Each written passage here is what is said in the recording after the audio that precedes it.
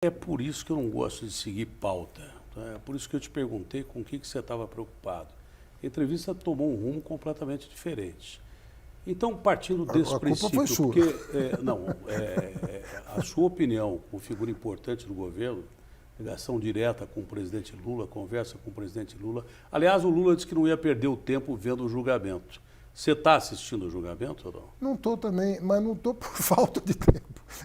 Mas precisa prestar mais atenção a partir de agora. Mas dentro desse princípio, agora já vamos pensar talvez em teoria da conspiração, nem tanto.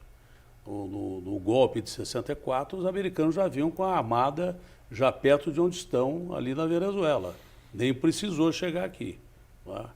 Pode estar havendo interferência dos Estados Unidos em processo político brasileiro já, para que haja um respaldo político e, através desse respaldo político, mobilização da população, nesse sentido que você diz de que se abre o clima para uma revolução popular, porque hoje em Brasília, eu nunca vi Brasília tão calma assim.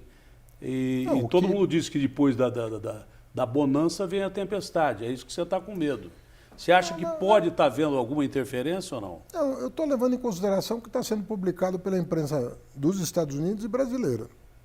Né? Não há nenhuma justificativa técnica para o tarifaço contra o Brasil. Nenhuma. Isso não sou eu que estou dizendo, é o mundo que está dizendo. Quer dizer, a imposição... Não há. A Índia, por exemplo, não tem o Bolsonaro e toma 50%. A coisa é econômica. Não só econômica, mas também ideológica. No caso do Brasil, é só ideológica. Por quê? Porque o Brasil, em 15 anos... Não, e econômica também, porque o Brasil é uma potência emergente. Não, mas aí vamos separar as duas coisas. O tarifaço, nas condições atuais, não tem nada a ver com o déficit comercial, que não existe.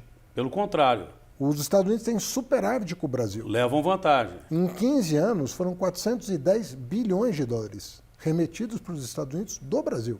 Então não tem a menor pertinência. Em segundo lugar, nós participamos de um bloco econômico que é o Mercosul.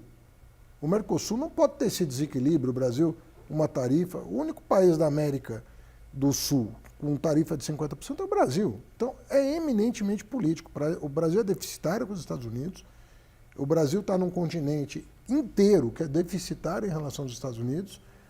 E a primeira declaração que o Trump fez em carta endereçada ao Brasil foi de que o tema era o Bolsonaro, não tinha outro.